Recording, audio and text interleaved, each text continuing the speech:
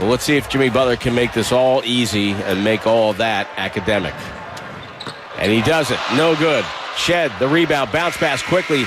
He heaves it down the length of the floor. It's no good. The Warriors hang on for the win. That was something. Give the Raptors some credit, too. Absolutely. They were fun to watch tonight. They worked hard. They played the game the right way. A roller coaster ride of a game tonight at Chase Center, as it has not been easy as of late for the Golden State Warriors, but they find a way to pull it out and escape the Toronto Raptors tonight at Chase Center by a score of 117 to 114. This is Warriors Wrap Up on 95.7 The Game. My name is Evan Giddings, live from Splash at Thrive City. Some very nice young lady just pulled up with a spicy burger. There are beers being held everywhere. I don't know if it's necessarily the celebratory ones, though. Again, this does complete a 6-1 homestand for the Warriors as they win tonight.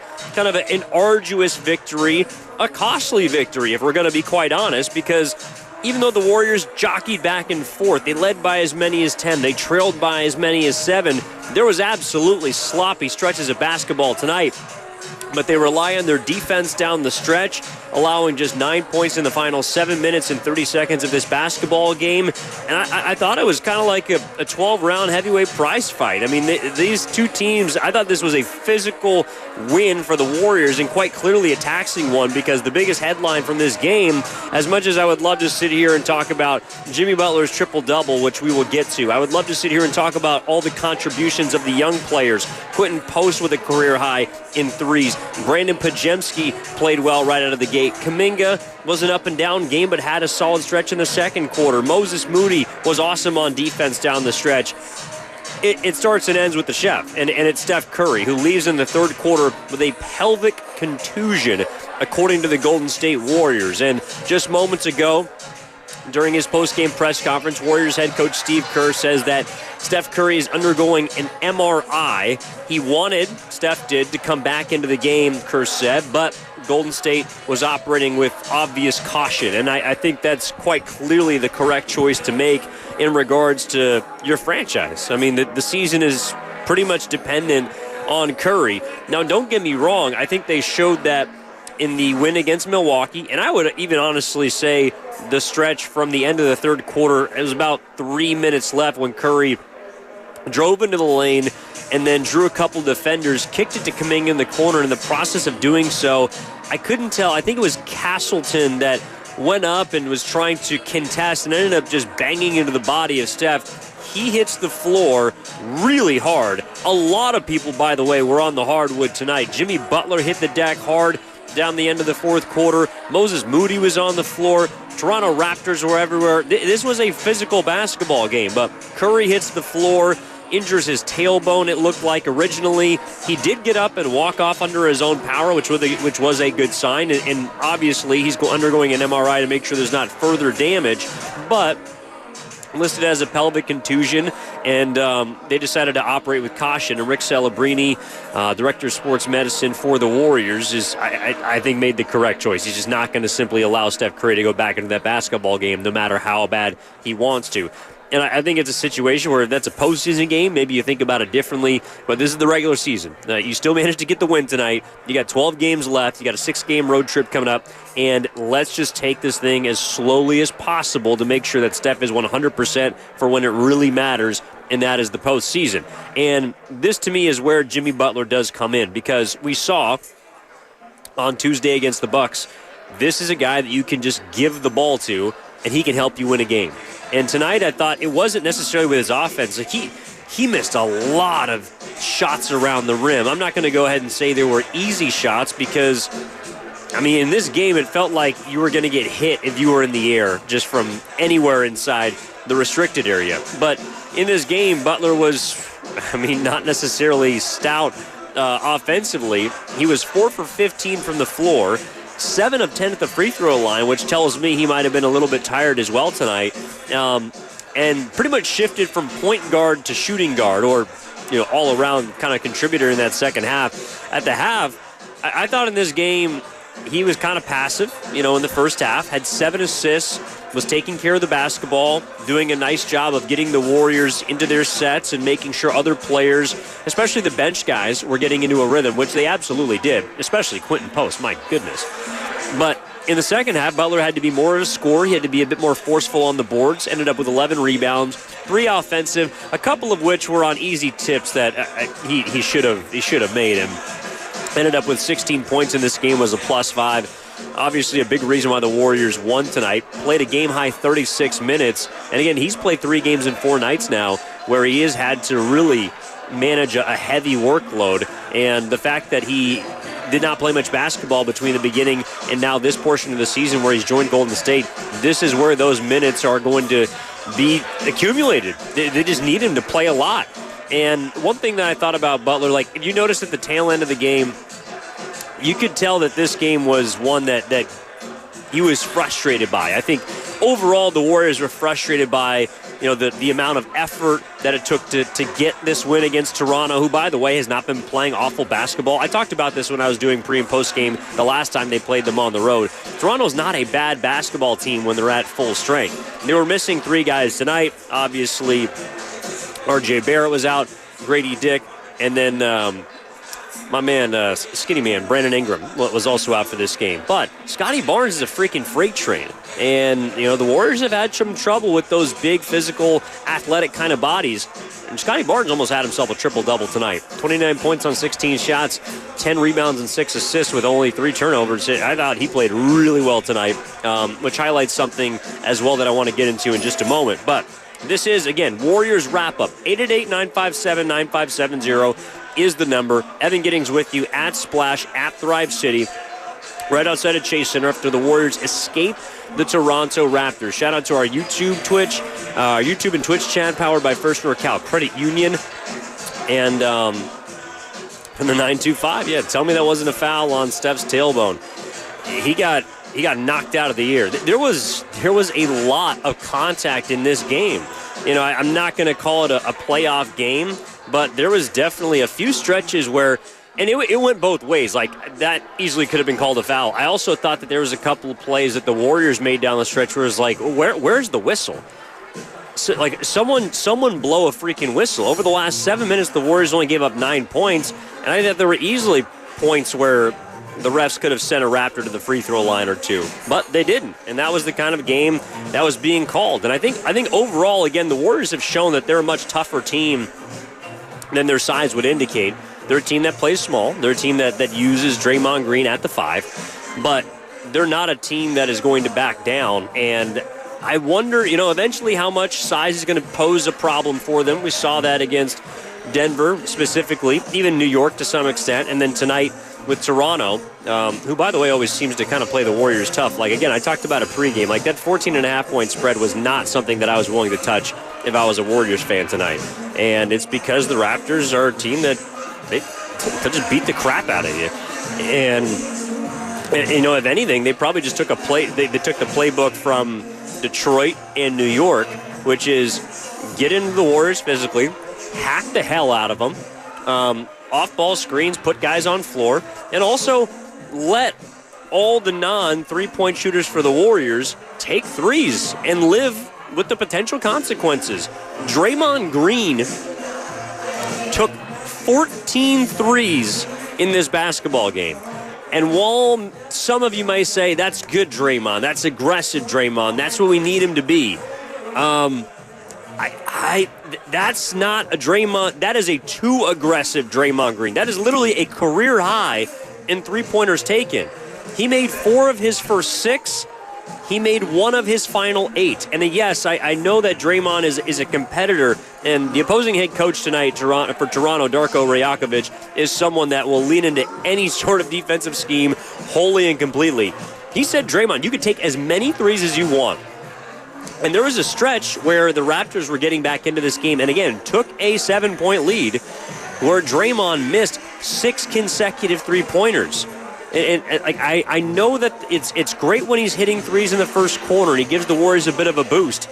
But I also hate to break it to people, like, just because Draymond Green is making threes doesn't mean the Warriors are all of a sudden just going to run away and win. This is not the same team that he could make a couple of threes and provide gravy to back in the 2015 through 2019 seasons. Draymond Green, I don't want him taking a ton of threes. In fact, I think that's a strategy that other teams are going to employ. We saw it over the last couple of games with Gary Payton II. And when he's knocking down threes, it's great. But when he's not, he really hurts you. And I think that Draymond Green's impact tonight, was more. I know he had 21 points and led the way for the Warriors on that side of the floor. I thought what he did defensively was awesome. He had 4 steals, including a massive one. With about 2 minutes and 10 seconds left, Sheed was trying to lob it up ahead to Emmanuel quickly. Draymond Green comes over, roams, plucks it out of the air, and takes away a scoring opportunity for the Toronto Raptors in a one-possession game. That's where Draymond and Kerr talked about a pregame. You can have your opinions if you like, but called him the best defender he's ever seen. To me, in regards to Draymond, I don't know if he would be Defensive Player of the Year for me. It's not an award I necessarily care too much about, but he's absolutely a first-team All-League defender. He's first-team All-NBA defense this year. If he plays another 9 games of the last 12 and qualifies with 65 games, and maybe he's your runner-up. Maybe he wins DPOY, I'm not sure. But defense is where he helped the Warriors win this game. To me, yes, his offense was a plus, but where his true impact came was on the other end of the floor. And I thought when the Warriors bogged down defensively, we've seen them do this a couple times, most notably against the Knicks and I think the Pistons, and even Milwaukee, you could say. I mean, again, Draymond Green neutralized Giannis Antetokounmpo. Tonight he struggled with Toronto. Scotty Barnes got busy. Jakob Poeltl was 8 of 9 with 18 points. Even Emmanuel quickly had 21. Granted, it took him 17 shots, but to me. Draymond taking 14 threes is way, way too much. And I think he got caught up in that mind game a little bit with Rajakovic basically trying to prove him wrong. And he hurt the Warriors a little bit as a result. And then eventually, in the second half, after he cooled down and, again, missed 6 in a row, he took a few that were necessary, but he didn't force any. And that, to me, is where Draymond Green needs to live. All right, so according to the text line, again, 888-957-9570 is the number. Young Raptors playing too reckless from the 925. Yeah, that's what they do. That is what they do. The Warriors got hammered tonight. Not literally, it's Splash here at Thrive City. But they got hammered by the Raptors. And I think that's a strategy. Again, we're beginning to see late in the season whistles get swallowed a little bit. And that's going to happen more in the postseason. And I think other teams, like naturally, the physicality ramps up. That's why people say the regular season and postseason are 2 different seasons. The physicality ratchets it up really fast.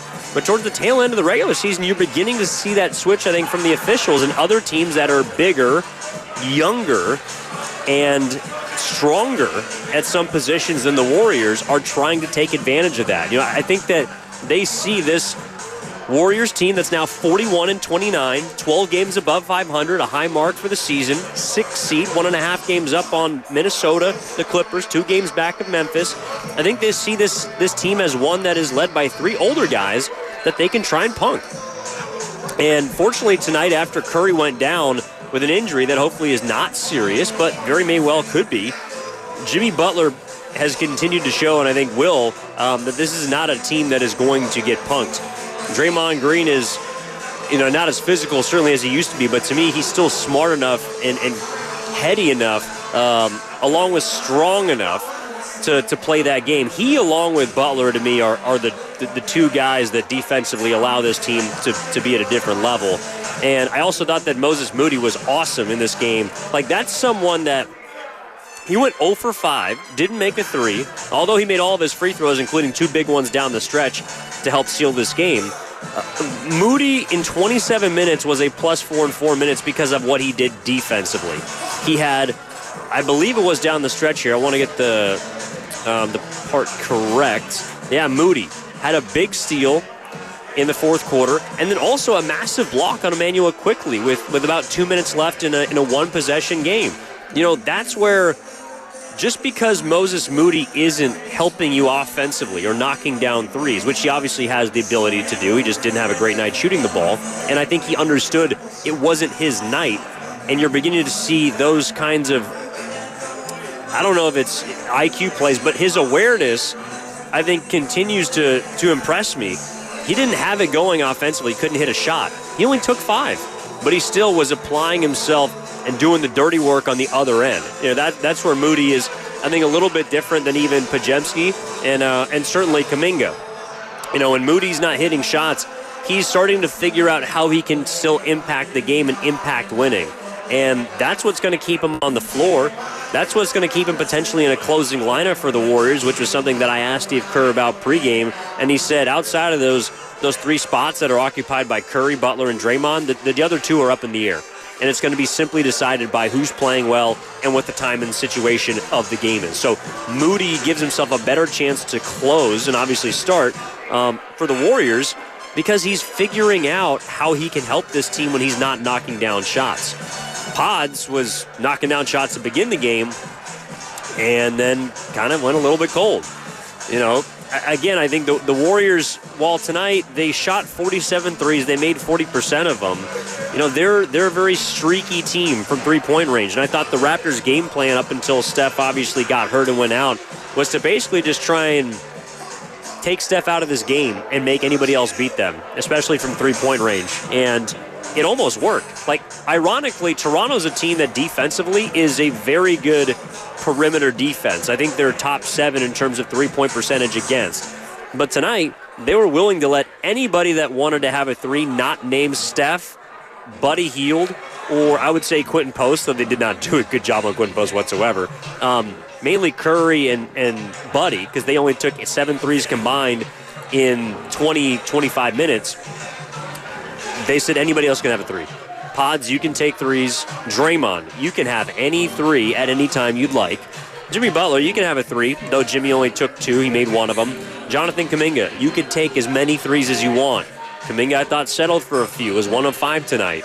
And then the guy that, really was the difference maker, the swing player offensively in this game for the Warriors was Quinton Post. Quinton Post shot the lights out tonight. And I thought that QP was maybe the difference offensively. I thought the Warriors won this game again with their defense down the stretch because they only allowed 9 points in the last 7.5 minutes. But over the course of this game, Quinton Post and his ability to shoot the rock, yes, it opens things up for the rest of his teammates, but it also just gives the Warriors necessary points in which I think you saw at points, especially with Curry off the floor, they struggled to get quality looks. And Post is a 7-footer that if you are able to dive and kick out to, even if it's contested, that's a pretty good shot for the Warriors. That's a good offensive possession. There was a lot of empty possessions tonight where I thought the Warriors got caught with, and this includes Jimmy Butler, they got caught with late in the shot clock, got to make a play, trying to get downhill and force a foul, can't get a right angle. You got to take a tough step back or a fadeaway or a Kuminga, runner in the lane. Not very good shots. And so the benefit of having someone like Post is if you do penetrate, if you do beat your man, even if the pass isn't directly to him, there's eventually going to be an around the horn that finds its way to the right man. And that's where Quinton Post, at least tonight, and I think for the majority of the season that he's played, has shown that he's going to knock that down, and he's going to take the shot. He was 6 of 10 from the floor, but 9 of those were from three-point range. Had a career-high 6 threes tonight. 18 points off the bench in 22 minutes. That was massive for the Warriors. In a game they won by 3. And really, he along with Kuminga were the reason that the bench scoring was where it was. Buddy had his 1-3 was a massive 3. And quietly, Buddy's beginning to find it. I don't know if it's the moments, but kind of a better feel for when he's needed. He only took 3 threes in 19 minutes, got to the free throw line, and of course hit a couple down the stretch there. But Buddy Hield while his percentage is not overall this season very good, in fact, I think it might be close to his career worst, around 36 or 37%, which is crazy because he's been in the league for almost, I think, around 10 years, and his worst three-point percentage is 37. But he's beginning to hit bigger shots, and that is something that encourages me because he'll hit the swing 3. I mean, towards the tail end of the third quarter, the beginning of the fourth quarter, when the Warriors need offense, he'll drop a few in Tonight it was only 1, but I thought it was at a crucial stage of the basketball game where, again, the Warriors are trying to get this thing back on track. At the tail end of the third quarter, to me, is where they steered things back in the positive direction, which it easily could have spiraled out of. Like, if you want to get into the X's and O's, the nitty-gritty of this basketball game, to me, the final 3 minutes and 24 seconds are where the Warriors effectively won this basketball game, because it was right on the heels of a 20-5 Raptors run over 5 minutes from about the 9-minute mark to the 4-minute mark. Warriors were once up 74-65. They go down 85-79, so down by 6 to the 5-minute mark. And then Curry began to take over. Again, the Warriors steered the momentum back into their direction. Curry had a slash to the rim, hit a layup off the window, and then boom, literally hit the floor, because with 3:24 left in the third quarter, he gets clammed. Like he gets slammed by Castleton, hits the floor hard, pelvic contusion. According to Curry, he's getting an MRI. Hopefully it's nothing serious, but is absolutely injured. Gets up off the mat under his own power, walks to the bench holding his back the whole way, walks in the locker room and doesn't return. That's a point in the game where it's right in the balance. It's a one-possession game, and the Warriors easily losing their captain in that way, along with their their inability to really get things going offensively. That game could have gotten out of control. And the Raptors, they poured on. This guy Battle, who's wearing the Gary Payton II mask. Jamison Battle, who hit 4 threes in this game and had 14 points, knocks down a shot to make it an 8-point game. Now, shout out to Ohio State, who's not in the tournament this year. But he puts them up 90-83 with 2.5 to go in the third quarter. And then, the Warriors are in a little bit of a situation. They ended up, I think, making an 8-0 run with their defense, which is eventually what won them the game. But Quinton Post, again, we're going to talk about him a lot tonight, hits a big three, comes down, and then stuffs Castleton at the rim at the other end, which was really the first moment I thought that, especially after the Curry injury, the crowd at Chase Center began to get into it. They erupt. And there was this moment where after QP gets the block, I think Moody gets free throws on the other end. Then Draymond Green comes back into the game, and the crowd erupts once more. Now, I got fooled because I thought that Curry was coming out of the locker room, and that's why the crowd was as loud as it was. But it was because Draymond was coming back, and I think they were trying to galvanize the Warriors and get them back because they understand, I think everyone does, how important each game is, even if it's against a team like Toronto, even if you've won 15 of 18, 15 of 17 with Jimmy Butler. You got to get this win tonight to keep the two teams right behind you in the play-in off your heels. So Moses Moody hits a couple of free throws. The Warriors go down and get another stop. I think it was on a Draymond Green steal. And then Buddy Hield, with 21 seconds left in the third quarter, hits a transition three to put the Warriors up 93-92. When the Warriors lead after 3 quarters, they are 33-5. When they do not, do the math. My point is, that's a massive swing play. And for Buddy Hield to hit that shot, again, it's in transition. Jimmy Butler puts it in his pocket. Buddy sidesteps a defender, knocks down the three, nothing but nylon from the corner. That's a big swing play. And so, again, he only had 8 points tonight. He only made 1 3, but it was a momentum-changing three-pointer, and that's where Hield, to me, has taken, kind of in a roundabout way, a step forward in terms of his recognition of the moment, and a really, really big shot. All right, 888-957-9570 is the number. Evan Giddings with you live at Splash at Thrive City after the Warriors find a way to escape the Toronto Raptors, 117-114. And Cam, if we can, while we wait for the callers to file in, and I don't think we have any yet, is it possible to cue up the Draymond Green walk-off interview from NBC Sports? Can we please cue that up? And here is Draymond Green speaking after this arduous victory against the Raptors. Well, Draymond Green joins us courtside.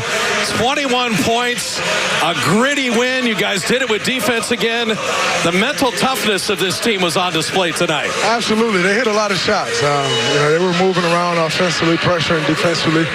but we stayed the course. They went on their run the third quarter. We gave up another lead, but we found a way, and that's what's most important, to get this getaway game. And talk about the range and your approach. Last game against the Bucks, you shut down Giannis. You only shoot it 6 times. That's what the game needed. Impact winning that way. Tonight, the 21 points, the 14 threes. That's what the game needed, plus your defense. Talk about your approach to these games, just diagnosing games. Whatever the game needs, you're willing to do it. Just trying to be whatever I need to be for my team.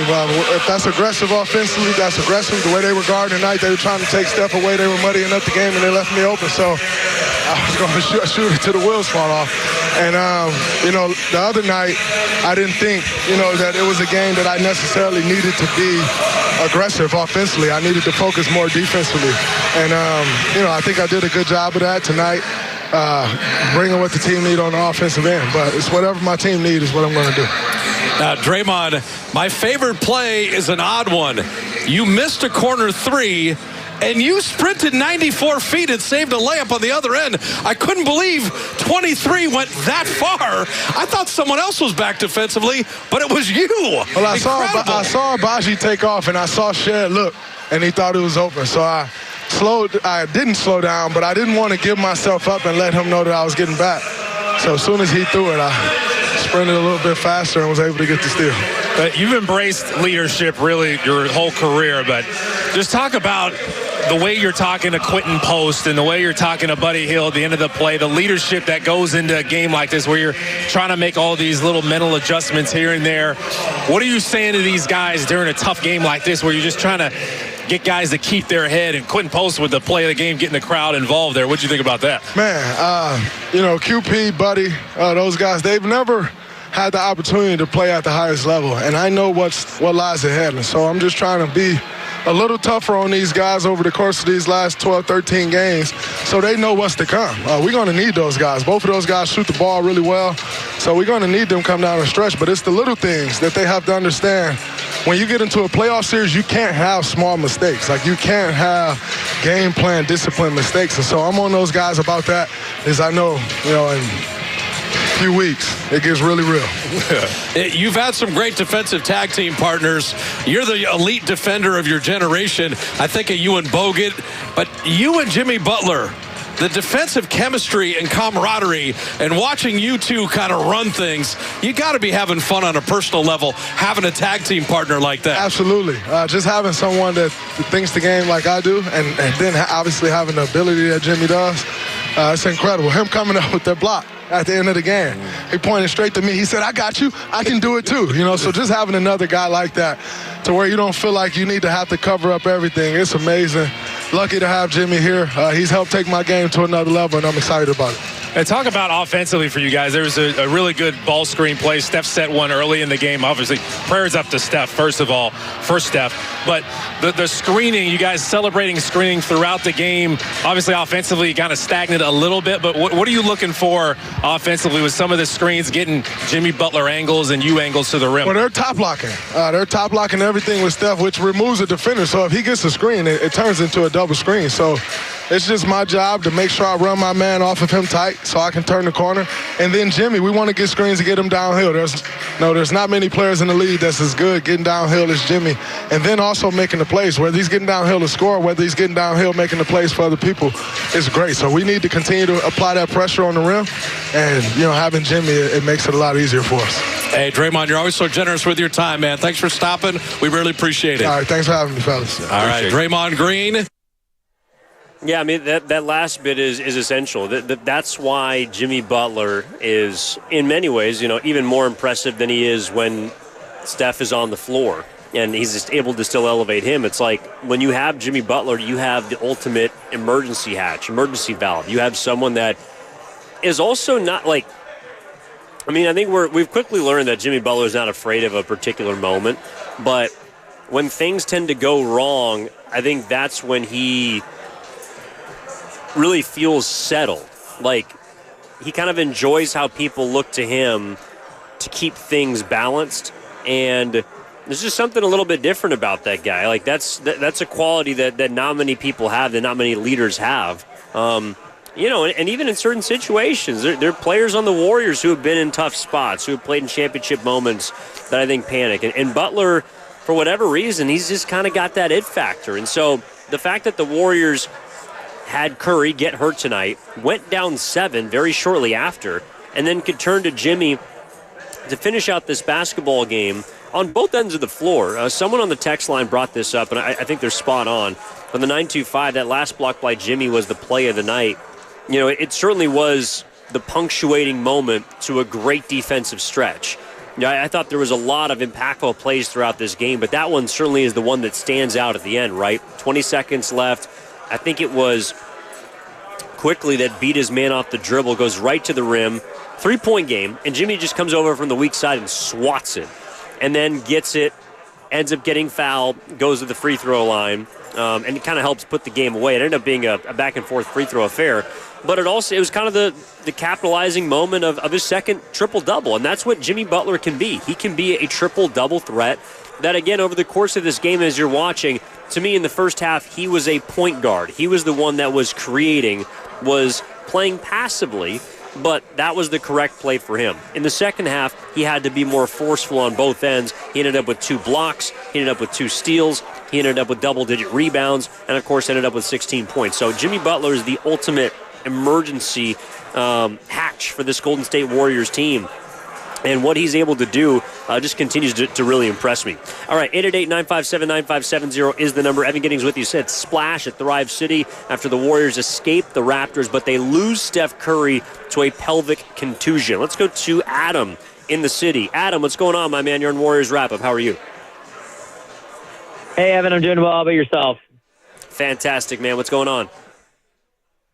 Good to hear it. So I was at the game tonight. Vibes were there, stressful game. Steph got hurt. I'm going to just say, though, that I'm not as concerned about this just from, at least, when you're at the game, Twitter's kind of like the what's going on in the inside of the locker room, news source. And, at least it was saying that, and if you can confirm this, that Steph tried to come back into the game, but the medical staff advised against it. So that tells me, yeah, maybe you're running on adrenaline, but if he felt good enough to get back in the game, I don't feel like this is going to be that serious. I know you have to call it a contusion, but it's a bruise. And I'm thinking about the next 4 games. They've got the Hawks, the Heat, the Pelicans, and the Spurs. I honestly think from what we saw from the Warriors team without Steph against the Bucks, a fully healthy Bucks team as well, I think they're going to be all right. And honestly, it might even be a blessing in disguise that Steph can get these extra days off and get even more rest. Obviously, he had that tailbone injury 3 years ago, but that was a little bit different. He hit, the corner edge of a stair, COVID year. But I think we're going to be all right. And I just think from the fact that he tried to come back into the game tells me that, he's probably going to miss a few, but I don't think it's going to be that serious. Appreciate the call, Adam. Yeah, I'm kind of with you for slightly different reasons, but I think you're on to something when you talk about blessing in disguise. I do think that this can be a blessing in disguise, assuming it's not anything serious that's going to linger into the postseason. And what I mean by that is this, an aspect of the 22 championship that I think always flies under the radar is the fact that Steph was hurt for the last 11 games going into the postseason. Marcus Smart falls on his foot in Boston, injures him. The Warriors kind of limp to the finish line. Jordan Poole takes the reins. They end up winning the last 5 games. The last 4 games of that season. But still, Steph Curry did not play from the middle of March until the beginning of the postseason when they played Denver. That stretch to me was incredibly beneficial, even 3 years ago, to a 34-year-old's body. Because something that Kerr said, I think it was after the Bucks game, stuck with me. And so he was talking about Podziemski. And he was saying basically when you get hurt in the middle of a season, but it's not anything serious that demands you to miss an extended period of time, it can actually be beneficial because you don't lose your rhythm, but you are allowed to recharge, and you're allowed to get healthier in other areas. All the nicks and bruises that you're dealing with, you're obviously rehabbing whatever muscle or joint is injured. But Pods missed 5 games with a back injury. He came back, and I think he looks forceful. I think he looks fresh. there's an opportunity, I think, for the Warriors and why they, for example, Adam, to your point, played this cautiously. And you're right. The reports were that Steph went down with the pelvic contusion, left the game, maybe was going to try to come back in, but the Warriors cautiously said, nope, sit out, you're done, and we'll get an MRI and figure this thing out moving forward. Again, I'm assuming that this is not a serious injury to his pelvis or pelvic bone.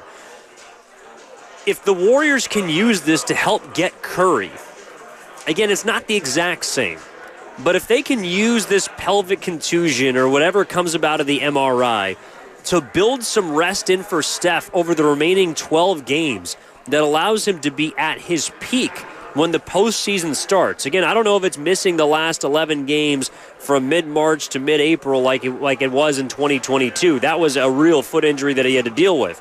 But if they can use this injury to build in some rest for him, and he's 100% starting round one of the postseason, and this Warriors team can, weather the storm and help maintain the 6th seed, that to me would be threading a very beneficial needle. Because Curry, this team is going to go as far as Curry takes them in the postseason along with Jimmy. He's got to be there, and he's got to be at his best if they're going to try and win a championship and get him number 5. If they're even going to win a couple of rounds or even maybe get out of the first round, I don't know. The point is, Steph's got to be a hundo P. And I think that this injury is an opportunity for the Warriors to say, all right, Steph, the rest of those nicks and bruises you're dealing with throughout the season, the bilateral knee tendonitis, the nicks and bruises that you're dealing with, take your time to work yourself back from this back injury, this tailbone, this pelvic contusion. Take your time and make sure you're right so that when the postseason starts and this final ramp-up gets right into it, that you are ready to lead us to the promised land. So I'm 100% with you. I do think that this can be a blessing in disguise for the Warriors the same way it was in 2022. That's my glass half full take on it. And I'm curious to see what people think. I don't know, maybe I'm out of my gourd. At 888-957-9570. Again, Evan Giddings with you on 95.7 The Game. And from the 925, shh, don't tell nobody. Steph is injured. Yeah, exactly. Exactly. And, again, it's not the same. But a big reason the Warriors are able to hold on, for example, to the 3 seed is because they had Jordan Poole in 2022. I know they're not the same player. Poole was 22 years old. Jimmy's 35. But, Jimmy Butler is as fresh at this point in a regular season, I would argue, as he's ever been, or certainly since his 20s. Excuse me, because he hasn't had to play that much basketball this year. He was suspended for the first portion of the season with Miami. So you have a guy that can help you get to the finish line of the regular season, and then here comes Batman. I'm obviously moving down the line, and this is all a little galaxy brainish, but I can see it. And you've already seen that Butler can help you win tough games. Tonight, I know that Toronto's not on paper, or in terms of their record, a good team. They're, 5 games out of the play-in. They're in 11th place in the East. But that was a tough game. Butler helped you win the rest of that game after you lost Curry midway through the third. He also helped you obviously win against Milwaukee when the Bucks were at full strength. And the Warriors were not because they didn't have Steph.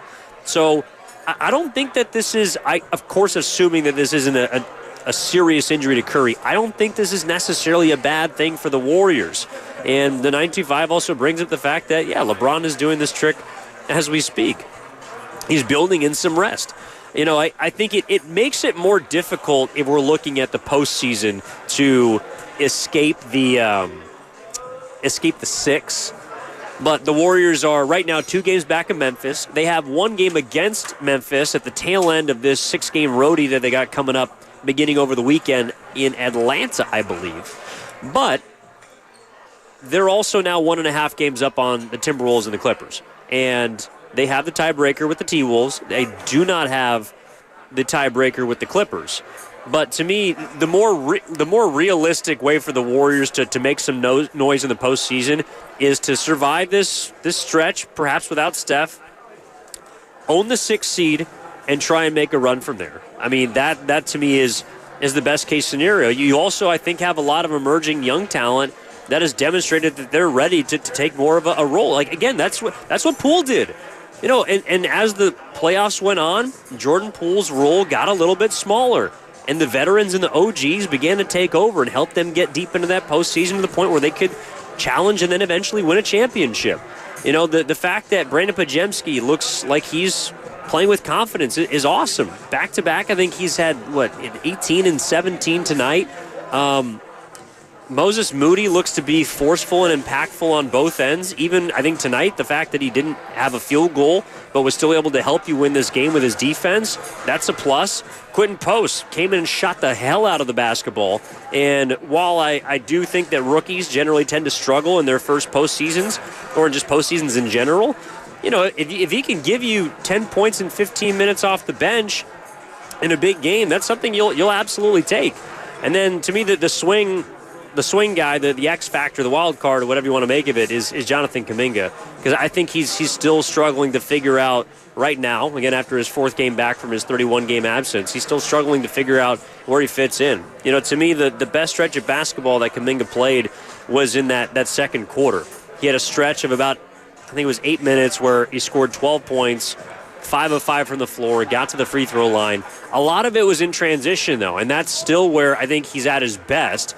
When he has the play in front of him and he's got momentum, I think he's in a great space. But in the half court, when things slow down, you know, and it wasn't just him tonight in the second half. Like, they were clunky. Pods had a late poor shot. Jimmy had late shots that didn't go in. But Kuminga's not the guy that you can just throw him the ball and say, go get me a basket in the half court, as of yet. I think he's still working his way back. He was that player a little bit pre-injury, but to me that's also because he had the ball. Now Jimmy Butler's the guy, when they play together, that's going to be on the floor, that is going to be dominating the ball, and Jonathan Kuminga is going to have to figure out how to work and fit in with that. So I think there was a step in the right direction tonight. Again, in that second quarter, was a big reason why the Warriors went into the half leading by as much as they did when they were up 67-61. But you know, it's those purely raw talent plays that Kuminga is able to make right now, and everything else is kind of a coin flip. You know, he can make tough mid-range jump shots. He doesn't do it consistently. In the post, he doesn't really have a move that I feel like is his yet. You know, he's doesn't create a ton of angles to draw contact. I feel like he's a bull in a china shop down there, and sometimes gets rewarded and gets to the free throw line, but there's not, at least yet, really a rhyme or reason to it. So if he can somehow figure that out, again, I think he's someone that is going to have to help the Warriors, because at some point you're going to run into athletic teams and you just need guys that can match up with them, and Kuminga is one of those dudes. You know, on a night like tonight, they needed him. They needed everyone on a night like tonight, especially with Curry getting hurt. But again, some inconsistency, I think, in his first stint in the first quarter. Was really, really good in the second quarter, and then in the second half was a bit more up and down. So, you know, if the Warriors can get contributions from him right now, like he's a gravy guy to me. And that's okay, because the Warriors, I think, have set a floor for themselves of taking care of business and winning these kinds of hard-fought games, beating teams that they're supposed to beat, and figuring out how to get wins like tonight. So that also affords Kuminga some time to me, where not that the Warriors are going to be patient with him in these games that get more important, but to me it's not like, if he makes a mistake, I'm not going to sit here and say that's what's going to cost the Warriors the game, or the fact that he's playing poorly or messing up is going to cost the Warriors the game. To me, it's bigger than him. You know, Kuminga right now is a guy that he's a role player on this team, and what happens this summer happens this summer. But, you know, if he can give you, again, an 8-minute stretch in the second period to help you move in the right direction, you know, maybe that's where his biggest asset is in transition. It's being able to, you know, get physical down the lane, try and put some pressure on the rim of opposing teams, and that's how they got to use him right now. At least, you know, until he can show that he can get back to where he was before the injury. All right, 888-957-9570 is the number. This is from the 925. JK needs to think about extra possessions, grab more boards. From the 510, Kuminga definitely has the ability to go inside with the left hand and draw fouls. He's not the problem. Made the right pass several times in the second half as well. Yeah, I mean, look, he's going to be under a microscope anytime he plays. There's just no doubt about that. But tonight, I don't think he would have been the reason why they lost, and I don't think he was the biggest reason why they won. That's kind of where he is right now. Again, 4 games back after his injury. Like, I think if we're going down the list of importance, to me, the defense was number one. I thought that was spearheaded really by Draymond, Jimmy, and Moses, quite honestly, down the stretch. Quinton Post was a firecracker off the bench offensively. I know Draymond had 21 points. It just took too many threes for me, to be honest. And then the other part, unfortunately, was Steph's injury. That's what's going to be talked about tomorrow on all these talk shows. What's going on with Steph? Is it serious? How many games is he going to miss? Is it something the Warriors are going to have to monitor? Is it going to be something that lingers down the stretch of this season and into the postseason? I'm preferring to look at it as with the glass half full, that it can be a blessing in disguise. But Curry's 37 years old, and back or lower back injuries are no joke. So we'll definitely keep you updated on that again throughout the week as we continue to move. All right. 888-957-9570 is the number. We're going to take a break, come back, and when we do, I want to hear from Steve Kerr, who spoke after this ball game. If you have a call, if you have a question, if you want to express your level of concern for Steph and his injury, happy to take your call at 888-957-9570 is the number. Evan Giddings back after this, live from Splash at Thrive City on 95.7 The Game. This is Warriors Wrap-Up.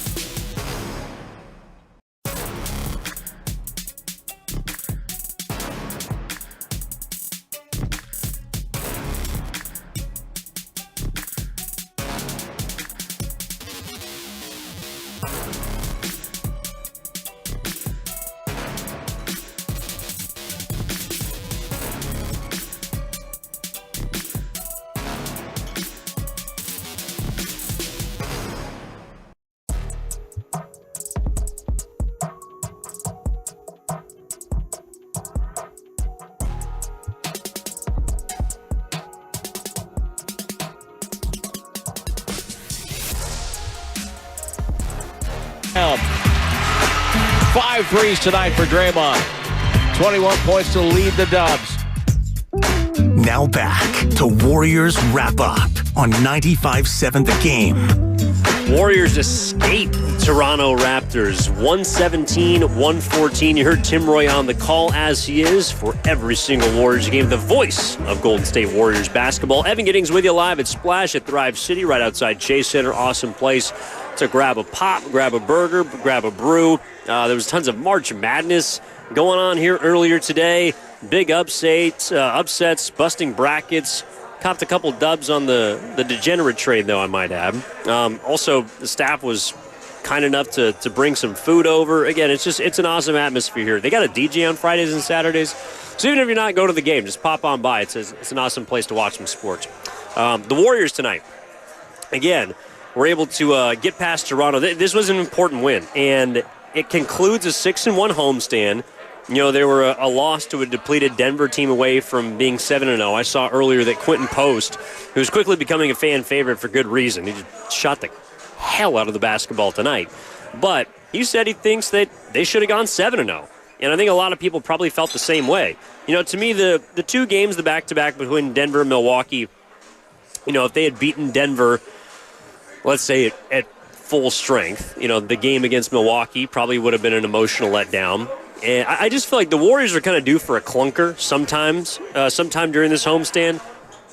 But the fact remains that they are 16-3 since Jimmy Butler joined the team, and they're 16-2 with Jimmy Butler on the floor. And I know a lot of it has been with Curry, but that record is going to be even more important now, considering Steph Curry is probably going to be out for, I would at least imagine the next game, and perhaps for the foreseeable future, because he's getting an MRI, is dealing with a pelvic contusion that he left the game with after being slammed to the hardwood with about 3 minutes and 20 seconds left in the third quarter. The Warriors went down 7, managed to battle back and grab a game from a Toronto team that a lot of people believed were not going to basically have to struggle this much against. You know, I think that this was a win for the Warriors that demanded toughness, demanded grit, but it was one that was also just simply necessary. You know, you don't want to have teams looking up at you and feeling like they're gettable. You know, the Wolves slipped up last night against New Orleans. The Warriors could not afford to slip up tonight against Toronto. And so even though it was a closer win than many people anticipated, and obviously it was a 14.5-point spread tonight, you know, this is a classic win is a win situation. You had to get this one against a very beatable Raptors team to set yourself up for a 6-game road trip that is a little easier at the start and then gets more difficult towards the tail end. You know, to me, the Warriors really have a final 4-game stretch between the end of the road trip and their final 2 of their final 4 home games that are going to be the next time that we're looking at these barometer type of performances, right? So Saturday they'll play Atlanta, Tuesday they'll play Miami, Friday New Orleans, Sunday San Antonio, and then Tuesday, Thursday Memphis, Los Angeles, being the Lakers. That's the next time we're really going to see where this Warriors team is at. But in the meantime, you got to continue to stack these wins. You know, Atlanta is not a bad team. Miami, they've lost 9 in a row. But I'm sure they're going to play up with Jimmy Butler coming back. Andrew Wiggins facing his old team. That's also a nationally televised game in Miami, especially when you have a couple days off, Sunday, Monday. Maybe you get there a little early, do a little partying, get out to the beach. Miami's not an easy place to go in and win just because of also the nightlife that accompanies it. And then New Orleans and San Antonio. New Orleans just beat Minnesota last night. San Antonio is a team that I believe they knocked off someone of note last night. It might have even been, it was the Knicks. That's right. They beat the Knicks by 15 points last night. So, you know, these are teams that on paper, the records, right? The record of the Raptors is not very good. But it doesn't mean these are rollover, gimme games where the team is just going to fall down and say, beat me. The Warriors have to go take it. And it's going to be even more difficult to do now without Stephen Curry. If we don't have any calls, Cam, I want to line up Steve Kerr for our folks here. Steve Kerr in its entirety, the head coach of the Golden State Warriors, talking after the 3-point victory tonight and putting a finishing touch on the 6-1 homestand. You have a status update on Steph? He's getting an MRI right now. He just kind of fell on pelvic, tailbone area. So he was trying to come back. He thought he might be able to come back, and we just decided not to risk anything. And so hopefully it's not bad, but he's getting imaging right now. He had a similar injury. You probably remember a few years ago. Yeah. Have you talked to him at all? I have not seen him. He's by the time we got down there, he was already gone getting the imaging. Gotcha.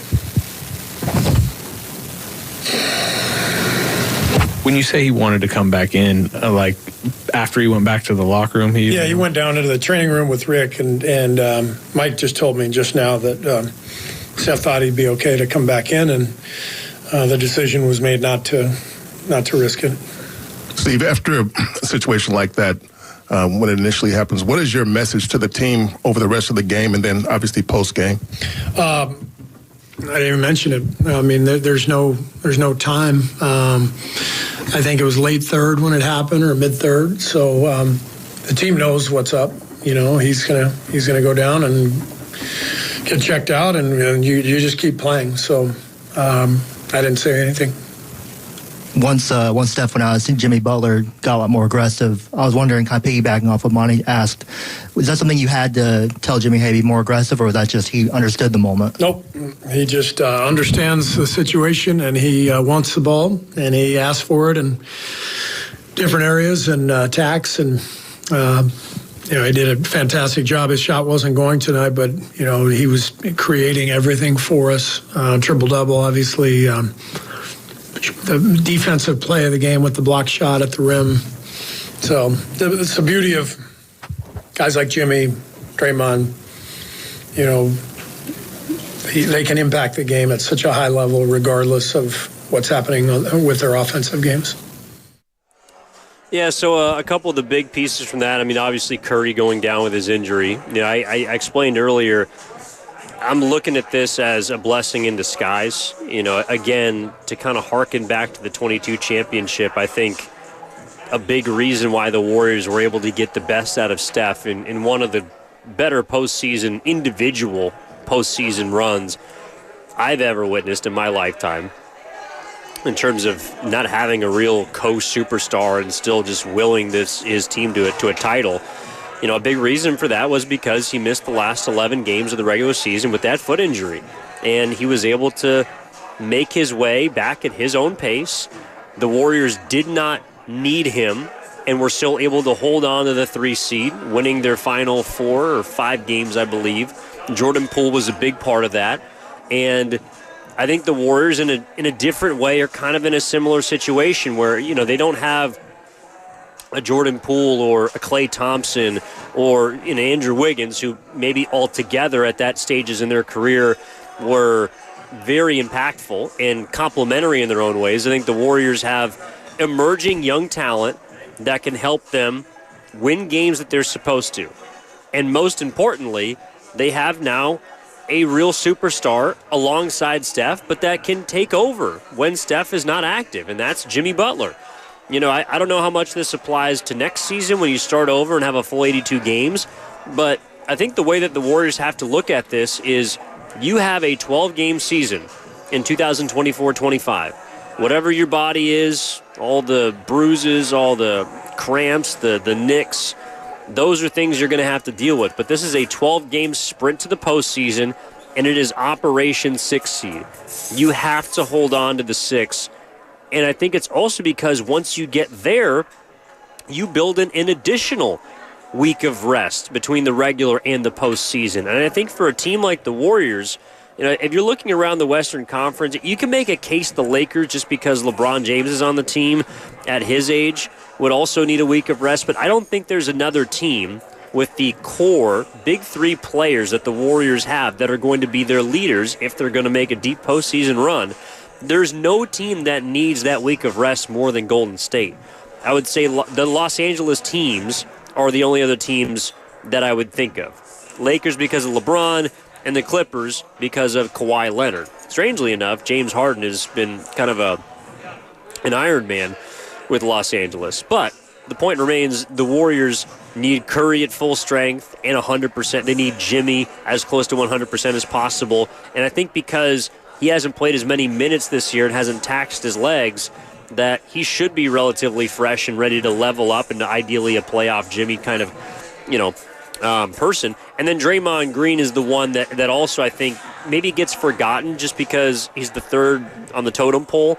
But to me, how he's able to hold up defensively playing the 5 position is equally as important as, Steph or Jimmy's health. The Warriors, their defense has been at such an elite level, yes, because of Jimmy Butler and his presence, but also because I think having 2 center fielders that are at the maybe pinnacle of this point in the season. I'm not going to say Draymond's playing the best basketball of his career defensively because he was generational 10 years ago when the Warriors started winning championships, but I think he's playing his best defense of this season in his age 34 going on 35 season. And it's a big reason why he's in the conversation for DPOY. It's a big reason why I think that when he eventually gets to the 65-game threshold, he is going to be a first-team all-defensive player, no doubt about that. But they need him to stay healthy because as much as I love, for example, what Quinton Post did tonight, and he's knocking down threes left and right. I don't know if I can trust a rookie on the defensive end in a postseason series.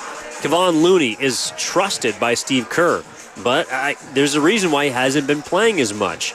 And is he someone that can still conjure up playoff Loon? The Hakeem Olajuwon?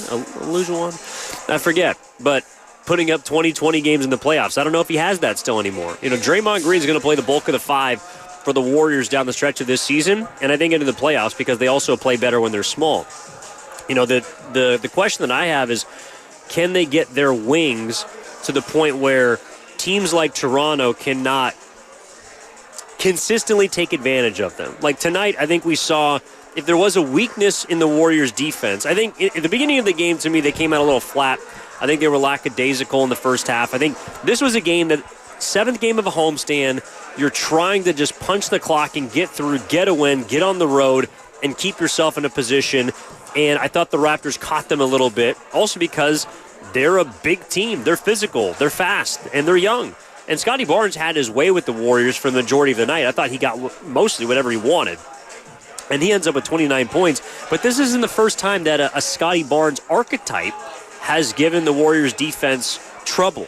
You look at Aaron Gordon and what he did on Monday, 38 points. To a lesser extent, but Cade Cunningham he plays more of a point guard, but he's a bigger player. He's 6'5", 6'6". He had 31 points a couple weekends ago. And then obviously during the last road trip, Paolo Banchero, his performance got swept under the rug of Curry's 56, but he had 41 points against the Warriors. And I thought Draymond Green did a good job on him in the second half, but even, Draymond is not going to be able to stop and neutralize everyone every single night the way that he did to Giannis Antetokounmpo. I think that was maybe not an outlier, but that was a sensational performance defensively. So keeping those guys at their optimal level, the older players, is going to be key. And that's why thinking about the health of Steph, the injury that he sustained, I don't think it's the worst thing if the Warriors try and, again, thread this needle to where if keeping Steph out, I'll put it like this, if the Warriors are able to have Steph as close to 100% as possible down the stretch and going into the postseason, to me, that's worth not chasing the 5 seed. And I know that might end up meaning you're looking at Denver. You're looking at maybe Los Angeles. Maybe Houston falls to you. You don't have that power to dictate who's going to finish third. But to me, it is Operation 6 seed and Operation Health for Steph. That, to me, is where the Warriors have to be. And again, if holding him out for a game or 2 or more with that pelvic contusion, and we'll find out what the MRI says, hopefully as soon as tomorrow, they're going to have to be very careful with him. And I just think it kind of reminds me of 2022. And The Warriors obviously went and won a championship that year. Also, I mean, keeping the 6th seed is important. No team has ever won a championship from the 7 or below. Teams have got to the finals from the 8, but teams have never won a championship beyond the Houston Rockets in 1995 as the 6th seed. I think this also opens up more opportunities, and it's not like play around time, like just throw guys in, but I do think that this opportunity, if Steph misses time, opens up more minutes for other players. Podziemski's going to have to play bigger minutes. Moody is probably going to have to play more minutes. They're going to have to figure out combinations for Kuminga. Quinton Post is probably going to get more time. Guy Santos is going to be back in the rotation, I believe, because the Warriors were as close to full strength as possible in this game without Gary Payton II, who ideally is going to be back as well. But Kerr is not going to play more than 10 guys. And so, well, I don't think he will ever, and I asked him about this pregame, figure out his closing lineup even when the Warriors are at 100%. I do think that the rotation is something that can fluctuate to try and utilize the fresher, younger legs to also maybe take some pressure off of Draymond and Jimmy. Those are going to be the bus drivers now that Curry's out, and I don't know for how long, but those are going to be the bus drivers on, at least for Jimmy, creating, and then for Draymond on the defensive end of the floor. But you're going to need Moody to step up and hit some more shots. And as much as I loved what he was able to do tonight, impacting the game with his defense, had a big block down the stretch, had a steal in the fourth quarter, he needs to hit shots.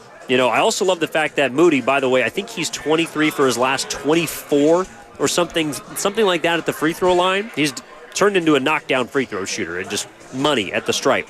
But Pods is also going to have to score. 15 points tonight. I think he had 17 or 18 against the Bucks. That's going to have to be more consistent. They're going to need scoring from Jonathan Kuminga off the bench. 16 and 25 minutes. It's got to be a bit more efficient than on 15 shots.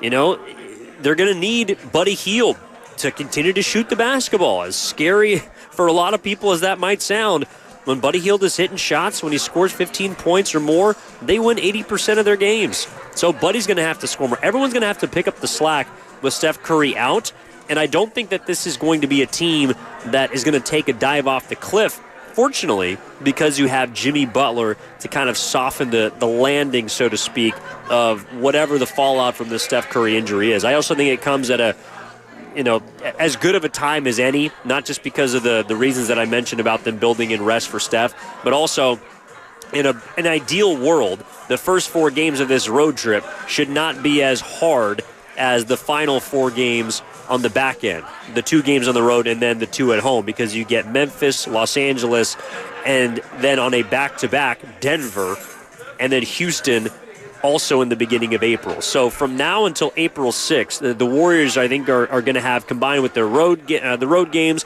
and then the home games against quality top-tier opponents in the West, this is their last tough stretch of the season. And if they can get through, let's say, the next 8 games going, it might take 6-2 in order to keep the 6. But ideally in a 5-3 world, which is not crazy, I think, with the way that Jimmy's been playing and been able to help the Warriors win, 5-3 I think is manageable. In order to keep the Timberwolves and the Clippers, who've won 4 in a row, off your heels, you might have to go 6-2. And that means you're probably going to have to win 2 of the 3 games, or, you might have to win 2 of the 3 games against the Lakers, the Nuggets, and the Rockets. That's really hard. The Warriors, I feel like if they do want to get the 5, they have to beat Memphis at the beginning of April, and that is a road game in Memphis. But a lot going on in Warriors land. Again, kind of a roller coaster ride of a game. A really interesting one as the Warriors escape with a 3-point win against the Raptors. I think some good, obviously some bad with Curry going down with his injury, but an opportunity for a lot of Warriors to step up at this time in the season in which we're beginning to learn quickly, fast, about everyone on this basketball team. And it's because they got 12 games left before, hopefully, a playoff run. But certainly, we hope also just a playoff series, something that we cannot say the Warriors have had since the 2023 season. So, my name is Evan Giddings. It's been a lot of fun. I think we got everybody in here. So appreciate everyone that has called in. Appreciate everybody that has texted in. And big thank you to our YouTube chat and Twitch, powered by First North Cal Credit Union. I will be with Signing Guru tomorrow. I know we're going to be talking a lot of Dubs because they are the talk of the town. They're the most interesting team in the Bay Area, the most entertaining team in the Bay Area, and they have failed to disappoint now, again, since Jimmy Butler has got here. Now 16-3. My God. 16-2 with him on the court. So hopefully they keep the good times rolling. Next time you can catch them. And of course, 95-7, the game is going to be on Saturday when they take on the Atlanta Hawks. It's going to be an East Coast swing, 4 o'clock tip. Warriors live at 3 o'clock. I'll have Warriors this weekend with Dan Devone from 9 to noon Saturday morning. So looking forward to that. But in the meantime, everyone have a wonderful rest of your Thursday. Have an awesome Friday. Stay safe out there if you're going out tonight or tomorrow. And we'll talk to you on Saturday. As for tomorrow, 6 to 10, Joe Spadoni, Joe Shasky, Steiny Guru 10 to 2, and then Willard and Dibbs from 2 to 6. All right here on your home for Golden State Warriors basketball. 95-7 the game. Big thank you to Cameron Williams. Big thank you to Chris O'Connell, Steven Risotto, everyone back in our studios. My name is Evan Giddings, and then we'll talk to you next time. That you've been listening to Warriors Wrap Up on 95-7 the game. Take it easy, everyone. O'Reilly. If you're a do-it-yourself